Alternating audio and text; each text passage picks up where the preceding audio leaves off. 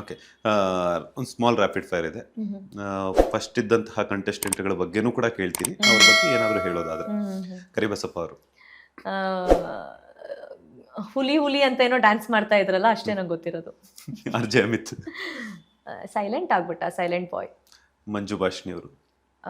ನನ್ಗೆ ಅವ್ರ ಜೊತೆ ಟೈಮ್ ಸ್ಪೆಂಡ್ ಮಾಡಕ್ ಆಗ್ಲಿಲ್ಲ, ಬಟ್ ಎಲ್ಲೋ ಸ್ವೀಟ್ ಇದ್ರು ಅಂತ ಕೇಳ್ಪಟ್ಟೆ. ಅಶ್ವಿನಿ ಎಸ್. ಅದು ಸಿಮ್ಮಿಣಿ ಅಂತ ಏನೇನೋ ಎಲ್ಲ ಹೇಳ್ಬಿಟ್ಟಿದ್ರು. ಶಿ ಡಸಂಟ್ ಡಿಸರ್ವ್ ಅಂತ ಅನ್ಸ್ಬಿಡ್ತಾ ಟೈಟಲ್. ಡಾಕ್ ಸತೀಶ್ ಅವರು. ಏನ್ ಹೇಳಿ ಅವ್ರ ಬಗ್ಗೆ ನಾನು. ಡಾಕ್ ಸತೀಶ್ ಇನ್ನೂ ಟ್ರೆಂಡ್ ಅಲ್ಲಿ ಇದಾರೆ ಅಲ್ವಾ ಅವರು ಅಂತ ಹೇಳಿ, ಚೆನ್ನಾಗಿರ್ಬೇಕಿತ್ತು, ನನ್ನ ಜೊತೆ ಒಡನಾಟ ಕಡಿಮೆ ಆಗೋಯ್ತು ಅಂತ. ಡಾಕ್ ಸತೀಶ್ ಅವರು ಮೇ ಬಿ ಹೇಳ್ತಾರಲ್ಲ ಇಂಟರ್ನ್ಯಾಷನಲ್ ಸೆಲೆಬ್ರಿಟಿ ಅಂತ ಅವ್ರು ಹೇಳ್ಕೊಂಡಂಗೆ. ಚಂದ್ರಪ್ರಭಾ ಅವರು. ಚಂದ್ರಪ್ರಭಾ ಅವರು ಪಾಪ ಕಾಮಿಡಿಯನ್ ಪ್ಲಸ್ ಇನ್ನೋಸೆಂಟ್ ಪರ್ಸನ್ ಅವರು. Mallamma. Very sweet heart. Dhruvanth. ಛತ್ರಿ. ಕಾಕ್ರೋಚ್ ಸುದಿ. ಶಕುನಿ. ಬಟ್ ಅದ್ರ ವರ್ಕ್ ಆಗ್ಲಿಲ್ಲ ಮನೆಗೆ, ಅವ್ರಿಗೆ ಉಲ್ಟಾ ಹೊಡೆದ್ಬಿಡ್ತು. ಓಕೆ, ರಾಶಿಕಾ. ರಾಶಿಕಾನಾ? ಐ ಡೋಂಟ್ ನೋ ಏನು ಟೈಟಲ್ ಕೊಡ್ಲಿ ಅನ್ನೋ ಬ್ಲ್ಯಾಂಕಲ್ಲಿ ಇದ್ದೀನಿ. ಚೆನ್ನಾಗಿ ಆಡಿ ಅಷ್ಟೇ. ಸೂರಜ್. ಸೂರಜ್ ಮಳ್ಳ ಫಿಕ್ಸು. ಫಿಕ್ಸ್. ಧನು. ಲಕ್ಕಿಲ್ದರ ಕುದುರೆ. Abhishek. Not brainy. Spandana. 5 star, do nothing. 5 star. Malu ಅವರು. ಇನ್ನೋಸೆಂಟ್ ಅನ್ಕೊಂಡಿದ್ದಾರೆ, but he knows he playing silent game. Raghu. Good person. Rakshitha. ಚಾಲಾಕಿ, smart. Kavya. Calculative. Janhvi. Bucket. Ashwini Gowda ಅವರು. ಅಶ್ವಿನಿ ಅಂತ ಬಂದರೆ ಚೆನ್ನಾಗಿದೆ, ಅಶ್ವಿನಿ ಗೌಡ ಅನ್ನೋದು ಬೇಡ. ಕಾನ್ಫಿಡೆನ್ಸ್ ಇರಲಿ, ಓವರ್ ಕಾನ್ಫಿಡೆನ್ಸ್ ಬೇಡ. ಗಿಲ್ಲಿ. ನಿನ್ನ ಕಾಮಿಡಿ ಮುಳ್ಳಾಗಬಾರ್ದು ಅಂತ ಮೆಣಸಿಕಾಯಲ್ಲಿ ಹೇಳಿದ್ದೀನಿ. ಗೆದ್ದು ಬಾ, ಬಿ ಸ್ಮಾರ್ಟ್. ಇನ್ನು ರಾಶಿಕಾ. ಎಷ್ಟು ಸತಿ ಹೇಳ್ತೀರಾ ರಾಶಿಕಂಗೆ? ಸರಿ, ರಿಷಾ ಅವರು. ರಿಷಾ.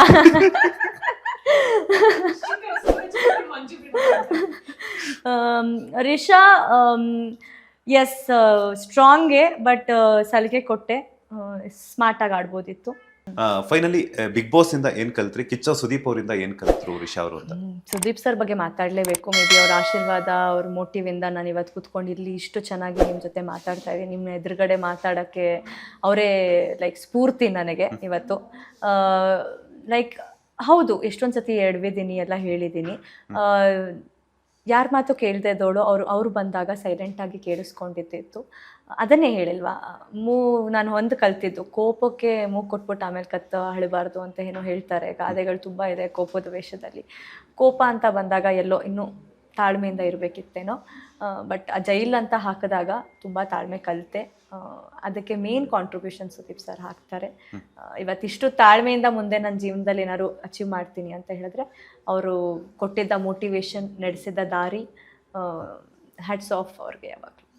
ಓಕೆ, ಅಪ್ಪ ಅಮ್ಮ ಎಷ್ಟು ಖುಷಿ ಆದರು ಅಂತ? ತುಂಬ ಖುಷಿ ಇದ್ದಾರೆ. C they know me. Risha ಏನು ಅಂತ ತಂದೆ ತಾಯಿಗೆ ಮಾತ್ರ ಗೊತ್ತಿರೋದು, ಎಲ್ಲೂ ಬೇಜಾರಿಲ್ಲ. ಒಂದೇ ಮಾತು ಹೇಳಿದ್ರು, ಮನೇಲಿ ಹೆಂಗಿದ್ದೆ ಅಲ್ಲೂ ಹಂಗೆ ಇದ್ದಿದ್ರೆ ವರ್ಕೌಟ್ ಆಗಲ್ಲ. ಜನರನ್ನ ಪ್ರೀತಿಸ್ಬೇಕು ಅಂತಂದ್ರೆ ಫಸ್ಟ್ ಸೋಲೋದ್ ಕಲಿ ಅಂತ.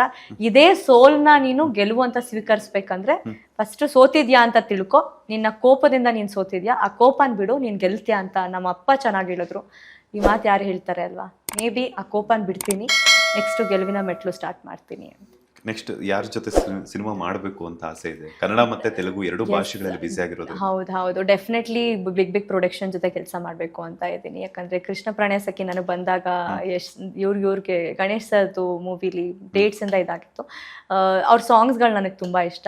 ಎಲ್ಲೋ ಗಣೇಶ್ ಸರ್ ಜೊತೆ ಕೆಮಿಸ್ಟ್ರಿ ಚೆನ್ನಾಗಿ ವರ್ಕ್ ಆಗುತ್ತೆ ಅಂತ ನಂಗೆ ಆಸೆ ಆಗ್ತಾ ಇದೆ. ಅವ್ರ ಜೊತೆ ಒಂದು ಕೆಲಸ ಮಾಡಬೇಕು. ಇವನ್ ವಿಲನ್ ಆಗಿ ಮಾಡಬೇಕು ಅಂತ ನನಗೆ ಆಸೆ ಇದೆ. ಹೀರೋಯಿನ್ಗಿಂತ ಪ್ಲೀಸ್ ಯಾರು ನನ್ನ ವಿಲನ್ ಆಗಿ ಕಾಸ್ಟ್ ಮಾಡಿ ಅಂತ ಹೇಳಿ. ಯಾವ್ದಾದ್ರು ಡಾಲಿ ವಿನಯ್, ಧನಂಜಯ್ ಸರ್ದು, ಅಥವಾ ಇವ್ರ Vijay movie sir, Duniya Vijay sir ಮೂವಿಲಿ ನಾನು ಕೆಲಸ ಮಾಡ್ಬೇಕಂತ ತುಂಬಾ ಸರಿ ಸುದೀಪ್ ಸರ್ಗೆ ಹೇಳ್ತಾ ಇದ್ದೆ, ಪ್ಲೀಸ್ ನನಗೆ ಮಾಡ್ಕೊಡಿ. ಅವ್ರು ತುಂಬಾ ರಾಕ್ ಕಟ್ ಮೂವೀಸ್ ಕೊಡ್ತಾರೆ. ರಂಗಭೂಮಿ ಕಲಾವಿದೆ ಆಗಿರೋದ್ರಿಂದ ನನಗೆ ಬರೀ ಗ್ಲಾಮ್ ಕೊಡಿ ಅಂತ ಹೇಳಲ್ಲ, ನನಗೆ ಆ ಪಾತ್ರ ಮಾತಾಡ್ಬೇಕು. ಒಂದು ಲೇಡಿ ವಿಲನ್ ಆಗಿ ಯಾವ್ದಾದ್ರು ಸಿನಿಮಾ ಮಾಡೋಣ ಅಂತ. ಯಾರು ಹೇಳಲ್ಲ ನೋಡಿ, ನಾನು ಹೇಳ್ತಾ ಇದ್ದೀನಿ. ಸೊ ಆಸೆ ಇದೆ. ಓಕೆ, ಫೈನಲಿ ಸಾಕಷ್ಟು ಪ್ರೀತಿಯನ್ನ ಕೊಟ್ಟ ಕನ್ನಡಿಗರಿಗೆ ಏನು ಹೇಳ್ತೀರಾ ಅಂತ? ಕೇಳ್ಕೊಳ್ಳೋದಷ್ಟೇ ಕನ್ನಡಿಗರಿಗೆ, ನನ್ನ ಕೋಪನ ನೀವೆಲ್ಲ ನೋಡಿದ್ದೀರಾ, ತಿತ್ಕೊಳ್ಳೋಕೆ ಒಂದು ಅವಕಾಶ ಮಾಡಿಕೊಟ್ಟಿದ್ದೀರಾ, ತಿತ್ಕೊತೀನಿ. ಮುಂದಿನ ದಿನಗಳಲ್ಲಿ ನಾನು ಹೇಳಿದೆ ಕೂಡ, ಬಿಗ್ ಬಾಸ್ ಮನೇಲಿ ನನ್ನ ಜರ್ನಿ ಸ್ಟಾಪ್ ಆಗಿರ್ಬೋದು, ಬಟ್ ಆದರೆ ನಿಮ್ಮ ಜೊತೆ ಒಡನಾಟ ಈಗ ಶುರುವಾಗಿದೆ. ತಿತ್ಕೊಂಡು ಬದಲಾಗ್ತೀನಿ ಅಂತ ನಾನು ಅಂದ್ಕೊಂಡಿದ್ದೀನಿ. ಸೊ ಆಗಲೇ ಆಗ್ತೀನಿ ನಾನು. ಆದರೆ ಅದಕ್ಕೊಂದು ಸ್ಫೂರ್ತಿಯಾಗಿ ನೀವು ನಿಂತ್ಕೊಂಡು, ಒಂದು ತಂದೆಗೆ ಹೇಗೆ ಮಗಳು ನಡೆಸ್ತಾಳೆ ಹಾಗೆ ನೀವು ಯಾವತ್ತೂ ಕೈ ಬಿಡದೆ ನನಗೆ ಪ್ರೀತಿ ಕೊಡಿ ಇಂಡಸ್ಟ್ರೀಲಿ, ಇನ್ನು ಸಾಕಷ್ಟು ದೂರ ಹೋಗೋಕ್ಕೆ ಅಂತ ಕೇಳ್ಕೊತೀನಿ. Thank you so much. ಸಾಕಷ್ಟು ಬಿಸಿ ಇದ್ರು ಕೂಡ, ಬ್ಯಾಕ್ ಟು ಬ್ಯಾಕ್ ಇಂಟರ್ವ್ಯೂಸ್ ಇದ್ರು ಕೂಡ ನಮ್ಮ ಬಾಸ್ ಟಿವಿಗೆ ಒಂದಷ್ಟು ಸಮಯವನ್ನ ಕೊಟ್ಟಿದ್ದಕ್ಕೆ ಒಳ್ಳೆದಾಗ್ಲಿ ರಿಷಾ ಅವರೇ. ನೀವೇನ್ ಅನ್ಕೊಂಡಿದ್ರ ಕನ್ನಡ ತೆಲುಗು ಅದಷ್ಟೇ ಅಲ್ಲದೆ ಪಂಚ ಭಾಷೆಗಳಲ್ಲೂ ಕೂಡ ಮಿಂಚಿ, ಆಲ್ ದ ಬೆಸ್ಟ್. ನಿಮ್ಮ ಬಿಗ್ ಬಾಸ್ ಜರ್ನಿ ನಿಮ್ಗೆ ಒಳ್ಳೆ ಯಶಸ್ಸನ್ನ ತಂದ್ಕೊಡ್ಲಿ. Thank you so much. Thank you so much. ಇದಾಗಿತ್ತು ಬಿಗ್ ಬಾಸ್ ಖ್ಯಾತಿಯ ರಿಷಾ ಅವರ ಸ್ಪೆಷಲ್ ಇಂಟರ್ವ್ಯೂ. ಮತ್ತಷ್ಟು ಇಂಟ್ರೆಸ್ಟಿಂಗ್ ಇಂಟರ್ವ್ಯೂಸ್ ಜೊತೆಗೆ ಮತ್ತೆ ಸಿಗ್ತೀನಿ. ಅಲ್ಲಿವರೆಗೂ ನೋಡ್ತಾನೆ ಇರಿ ಬಾಸ್ ಟಿವಿ ಕನ್ನಡ. ಧನ್ಯವಾದಗಳು. ಲೇಟೆಸ್ಟ್ ಹಾಗೂ ಇಂಟ್ರೆಸ್ಟಿಂಗ್ ಸುದ್ದಿಗಳಿಗಾಗಿ ಬಾಸ್ ಟಿವಿ ಕನ್ನಡ ಚಾನೆಲ್ನ ಸಬ್ಸ್ಕ್ರೈಬ್ ಮಾಡಿ. ಹಾಗೆಯೇ ಬೆಲ್ ಐಕಾನ್ ಪ್ರೆಸ್ ಮಾಡಿ. ಇದರ ಜೊತೆಗೆ ಫೇಸ್ಬುಕ್, ಇನ್ಸ್ಟಾಗ್ರಾಮ್, ಎಕ್ಸ್ ನಲ್ಲೂ ಮಿಸ್ ಮಾಡದೆ ಫಾಲೋ ಮಾಡಿ.